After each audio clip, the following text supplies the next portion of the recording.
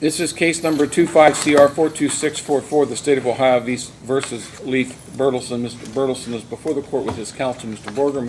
Ms. Tranter is here on behalf of the State of Ohio. We're here for sentencing. There was a pre-sentence investigation prepared. Everyone's had an opportunity to review that? Yes, Your Honor. All right, Ms. Tranter, anything on behalf of the state? Nothing further, Your Honor. Anything from probation? Nothing further, Your Honor. Mr. Borger? Your Honor, I know that we had some discussion back in chambers, but I want to reiterate a couple things. One, I've been able to read the pre-sentence investigation, also been able to read the letter that my client had sent to you. I'm frankly surprised at the letter that he had sent to you. I don't know that, well, I think that he wants to discuss that, but essentially what I want you to know is that he's had a very tough time of it very recently. His mother died. He was living in his mother's home over in Hamilton. That home got sold, and when it got sold, he had to live out of his car hotel. It's no excuse for what occurred. He took responsibility for the assault. I think that the letter he sent to you may have obviated that somewhat, but I don't think that that's what his intention was, at least in my conversation with him. He understands that there are consequences here. I will tell you that he has a couple things on the horizon that will be beneficial to him. He's got a sister in the local area that he can live with. He's a contractor, so he's skilled in that he can get some work and he can maintain that work. He's also talked about, and his sister from North Dakota has been in contact with me about moving to North Dakota to get a fresh start period. I think that will be the best thing for him. We ask that you take that into consideration. Mr. Bertelsen, anything you want to say? Well, first, I'm sorry about the letter. I was angry. I admit that. Not at you, more at myself and the situation. I lost everything, Judge, all the way down to the picture of my daughter, who's no longer with me, I'll never see again, and I literally can't see her face. That bothers me tremendously. I mean, it eats me up. I said in that letter, Judge, I'm 50 years old. I've made a lot of foolish mistakes. In your courtroom 5-6 years ago, I said the same thing.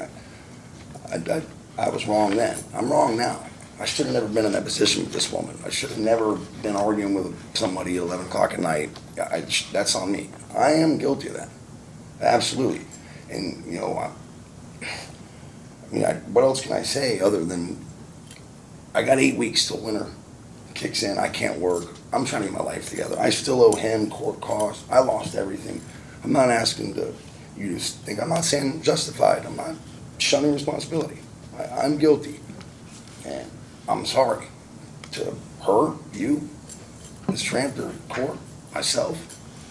It's been a rough road. And I can only ask you now, I've been in here 76 days, 3 months on house arrest, which I know doesn't count. But I made an effort. I paid hundreds of dollars. I had to peddle my mother's things just to do that, to come to court, Uber fees and stuff. You know what I mean? I don't want you to have sympathy on me for that. I'm not justifying it.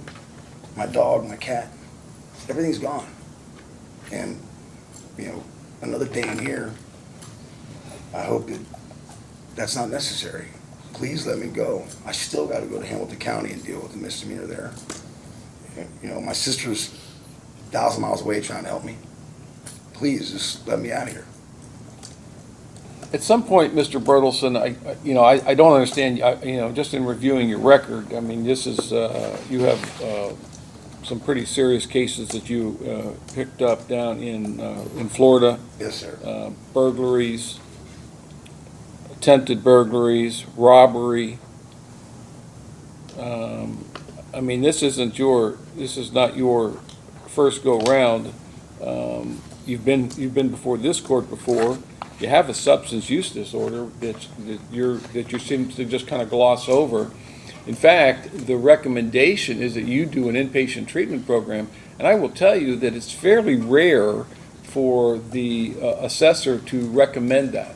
I'm just telling you that right now.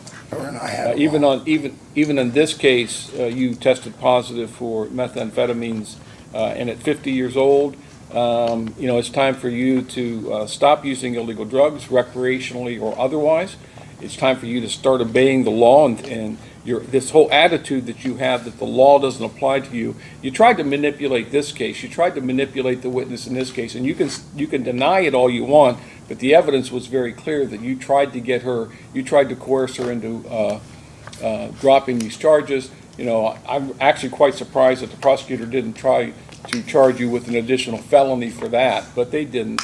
But you know, it's hard. It's very hard, and I understand you're in a bad situation. But the problem that I have is you put yourself in this situation. Your choices through your life, the last 30 years, have put you in this position.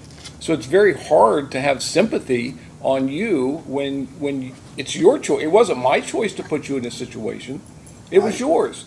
When you make bad choices, there are always bad consequences. Whether they're immediate or not, there's always bad consequences. And you continue to demonstrate that you make bad choices. So I don't know what you want me to do about that. But I understand you don't want to be on supervision, so the only option left for me then is to not offer you any assistance, but simply to try to punish you in this case. Because the purposes and the principles of sentencing, which I take into consideration, you know, one of the things is the seriousness of this. The victim in this case is dead through no fault of yours. Did you have something else you want to say? Dead? The victim's dead? I'm sorry. I didn't know that. I misspoke. I'm sorry. I misspoke. Judge, I do want to say this. The last time I was in supervision, you gave I'm thinking of Miss Hyatt's case. I was going to say, you're confusing your cases, I did. think, I Judge. did. I Yeah. retract that. I'm Right. thinking of a different case. I'm sorry. It's not, you could put me on probation, Judge. I don't have a problem with that. I never said that. If I did, I didn't mean to. I was on the probation and did quite well. I successfully completed it. In your courtroom, I had 3 years, and I got off in a year. I paid my fines. I work. When I work, I do well. You know, and you're right. I have a substance abuse problem. I do, Judge. I was clean for a long time.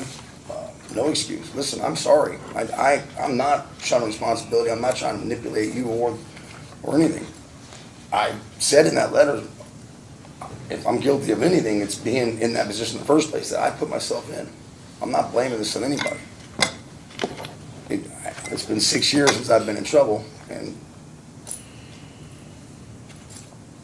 I'm just asking you to let me out to go to work, to rebuild. I'm not shunning that responsibility, Judge. I'm guilty. When asked about the case, you said, if there was a victim in the case, Mr. Bertelson answered, yes, me, I'm a victim. I'm sorry, Judge. Mr. Bertelson, is there anything else that you want to tell me? Because get it out now, because once you're done and it's my turn to speak, I don't appreciate being interrupted. Again, this is just part of your whole attitude, and I'm going to get to it here in a second. Your whole attitude towards authority, your whole attitude towards the system, it's just, you need to change it, because you're always going to end up in this situation. And again, you do not garner much sympathy from the court when you continue to act this way. So is there something else you want to say? No. All right. When asked if there was a victim in the offense, Mr. Bertelson answered, yes, me, I'm a victim. She obstructed, she perjured, she is free. I lost everything. She fed me months of arrest. I'll not apologize for it. This whole system is full of shenanigans and is disgusting.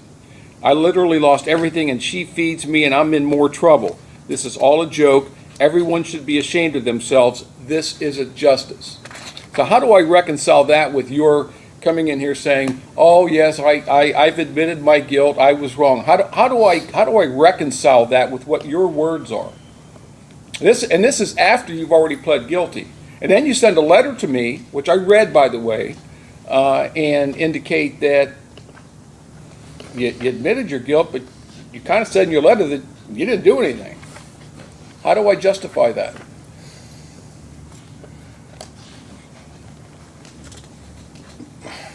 I was angry, Judge. I lost everything. I was just angry. There was a video. I did walk away. I did get punched, spit in my face, slapped, hit, my property destroyed. That did happen. It doesn't justify nothing. But it did happen. I was angry, Judge. And I can tell you, I'm sorry. I'm gonna go further because you couldn't stop there. During the process of preparing this report, that they had some follow-up questions for you, and your response was, "Fuck probation, I'm not speaking to them." Then you called back and you answered the questions. This is for pretrial. Asked if you'd be willing to comply with all orders of the court if granted community control. Your response was, "I will not do community control unless it is non-reporting. I have given enough for this M1. I want to rebuild my life. I'm going to resolve the M1 Hamilton County, then go to North Dakota." Right? I didn't write ever anything about F probation or whatever that was. I don't know what that's about. I mean, again, I'm no position to sit here and say, hey, it's just a misdemeanor. Judge, all I'm saying is, I'm not going to say anything because I'm obviously getting myself in more trouble here. Look, I'm sorry. I'll leave it at that. I was angry.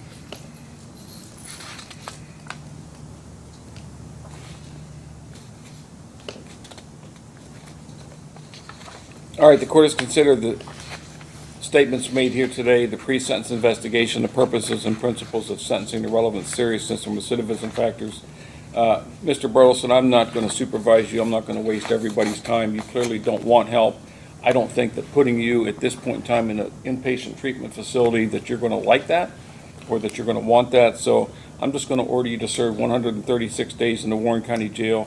You'll get credit for the 76 days you've already served, and then you will be terminated. The court finds that you're indigent for the purpose of any fines, costs, or other financial sanctions. That's it. Anything else? No, Your Honor. All right, that's all.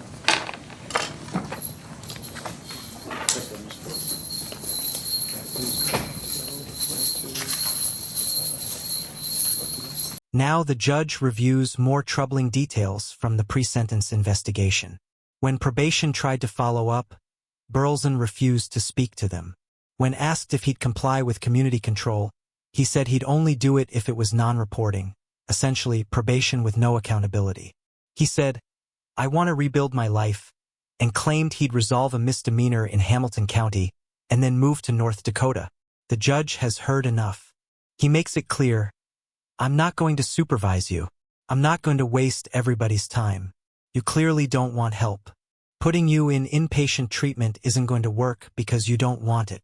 The sentence is 136 days in the Warren County Jail, the maximum for the charge, with credit for 76 days already served. He'll be out in about 60 days. But there's no probation, no supervision, no help. This is a man who's been given chances before and squandered them. At 50, he's still making the same choices. The judge's message is clear. At some point, you have to take responsibility for your own life. If you found this case as compelling as we did, make sure to hit that like button, share your thoughts in the comments, and don't forget to subscribe for more jaw-dropping courtroom breakdowns.